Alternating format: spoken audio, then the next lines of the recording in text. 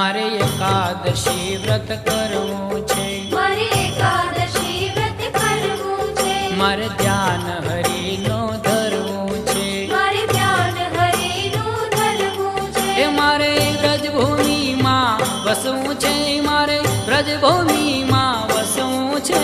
ધન્ય એકાદશી એકાદશી કરી દે તો વ્રજ સુખ પામીએ. ધન્ય